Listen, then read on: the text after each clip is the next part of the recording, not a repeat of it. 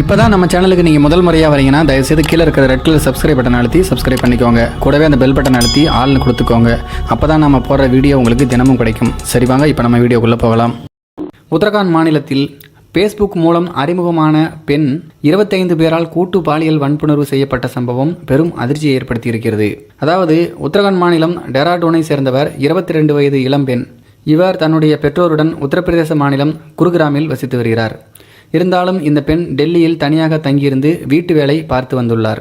அப்படிப்பட்ட நிலைமையில் கடந்த ஜனவரி மாதம் ஹரியானாவைச் சேர்ந்த 23 வயதாகும் சாகர் என்பவர் இந்த பெண்ணுக்கு ஃபேஸ்புக் மூலம், இந்த ஃபேஸ்புக் அப்படின்னு சொல்லுவேன், ஃபேஸ்புக் எனக்கு சரியாக வாயில் நுழையாது, மன்னிச்சிங்க, ஃபேஸ்புக் மூலம் அறிமுகமானார். இருவரும் செல்போனில் அடிக்கடி பேசி கொண்டார்கள். இந்த நிலைமையில் அந்த பெண்ணை சாகர் காதலிப்பதாக கூறியிருக்கிறார். இதை நம்பிய அந்த பெண்ணும் சாகரை காதலிப்பதாக தெரிவித்துள்ளார்.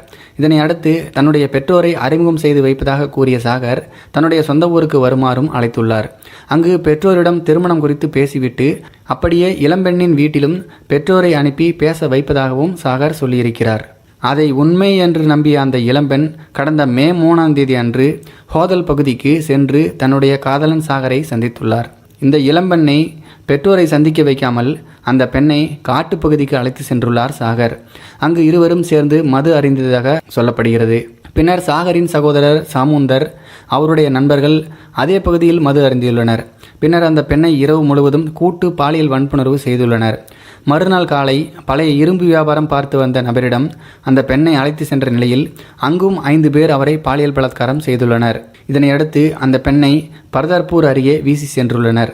இதையடுத்து சிகிச்சை பெற்ற அந்த பெண் மே 12ஆம் தேதி ஹசன்பூர் காவல் நிலையத்தில் 25 பேர் மீதும் புகார் அளித்துள்ளார்.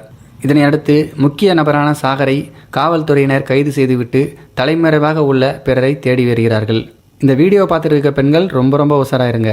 ஃபேஸ்புக்கு 100% யாருமே நம்பாதீங்க, அதிலெல்லாம் நிறைய ஃபேக்கு தான் இருக்குது. இந்த வீடியோ பற்றி உங்களுடைய கருத்துக்கள் என்ன அப்படிங்கிறத கீழே இருக்கிற கமெண்ட் பாக்ஸில் தெரியப்படுத்துங்க.